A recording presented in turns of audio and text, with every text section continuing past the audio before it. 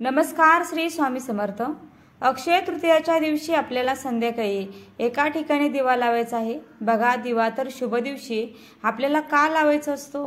दिव्याच्या साक्षीनेच आपण कुठली पण पूजा करत असतो.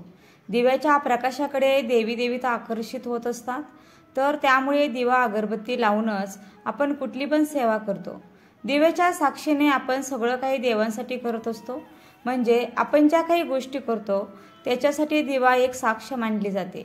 आणि बघा, नेहमी प्रकाशाकडे चांगल्या गोष्टी ज्या आहेत, सकारात्मक ऊर्जा जी आहे तर ती खेचली जाते. जिथे अंधार असतो तिथे नकारात्मकता असते.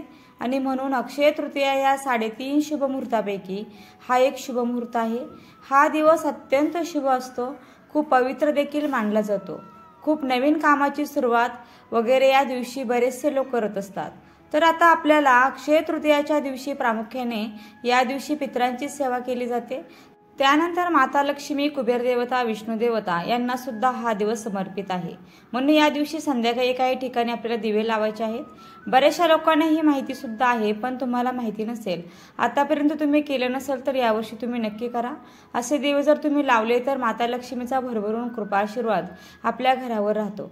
आपल्या घरामध्ये धनाची कधीही कमतरता पडत नाही. आर्थिक समस्या भासत नाही. घरामध्ये सगळ्या गोष्टी ज्या आहेत अगदी भरभरून मिळत असतात. आणि बघा, मुळात हा दिवसच खूप शुभ आहे. तर त्यामुळे आपल्याला न चुकता असे साधे सोपे उपाय करायचे आहेत. तर सगळ्यात पहिले बघा, अक्षय तृतीयाच्या दिवशी आपल्याला घराच्या छतावर, म्हणजेच तुम्ही फ्लॅट सिस्टीममध्ये वगैरे राहतात तर तुम्ही तुमची गॅलरी वगैरे असेल किंवा खिडकी असेल त्या ठिकाणी सुद्धा दिवा लावू शकता. तुमचं समजा सेपरेट घर असेल तर तुम्ही तुमच्या घराच्या वरती जिथे गच्ची वगैरे असते तिथे दिवा लावायचा आहे. हा दिवा आपण देवी देवतांना समर्पित करत असतो. तर त्यामुळे घराच्या छतावर तुम्हाला एक दिवा लावायचा आहे किंवा खिडकीमध्ये सुद्धा लावू शकता. यानंतर उत्तर दिशेला दिवा लावायचा आहे. उत्तर दिशा भगवान कुबेरांची धनाची दिशा मानली जाते. तर त्यामुळे उत्तर दिशेला वात करून तुम्हाला हा दिवा लावायचा आहे. आणि दिवे किंवा तुम्ही पंती पण घेऊ शकता, स्टीलचा दिवा पण घेऊ शकता. आणि साधे आपल्याला तेलाचे दिवे लावायचे आहेत. जसं आपण दिवाळीला पण पंत्या लावतो त्याप्रमाणे आपल्याला दिवे लावायचे आहेत. यानंतर दुसरी गोष्ट म्हणजे सगळ्यात महत्त्वाचं, मुख्य दरवाजाच्या बाहेर तुम्हाला थोडीशी मोठी पंतीमध्ये तेल जास्त टाकून दिवा लावायचा आहे. कमीत कमी तो रात्री 12 वाजेपर्यंत तरी तेवत राहील असा तुम्हाला दिवा लावायचा आहे. छान छोटीशी रांगोळी काढा. त्या रांगोळीवर छान तुम्ही एक दिवा लावला तर त्याच्यामुळे काय होतं की प्रसन्न वातावरण निर्माण होतं. तुम्हीच बघा, रांगोळी काढली, दिवा लावला तर तुम्हाला बघायला सुद्धा खूप प्रसन्न वाटतं.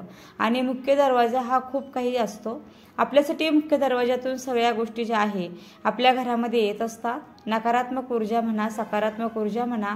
आणि असा दिवा लावल्यामुळे माता लक्ष्मी आपल्या घराकडे आकर्षित होतात.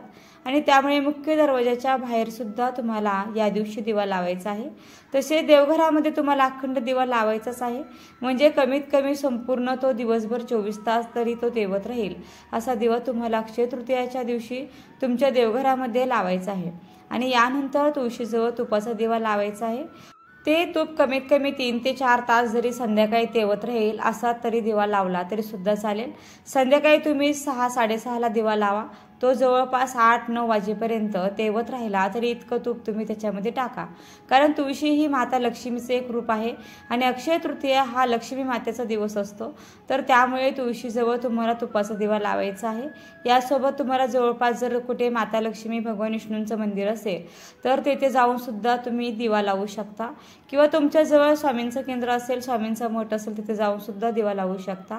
दिवा लावण्याला खरंच खूप महत्त्व आहे. तुम्हाला वाटतं की फक्त दिवा लावल्यामुळे काय होतं, पण नाही. या गोष्टी दिसायला सोप्या दिसतात पण याचं महत्त्व खूप आहे.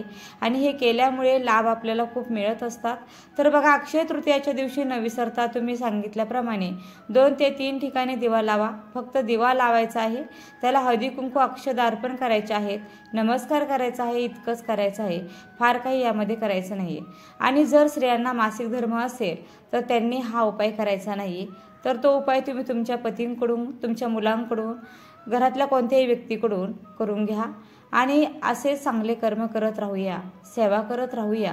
व्हिडिओ आवडला असेल तर व्हिडिओला नक्की लाईक, शेअर आणि चॅनलला सबस्क्राईब करायला विसरू नका. आणि व्हिडिओ शेवटपर्यंत पाहिल्याबद्दल अगदी मनापासून आभारी आहे. धन्यवाद. श्री स्वामी समर्थ.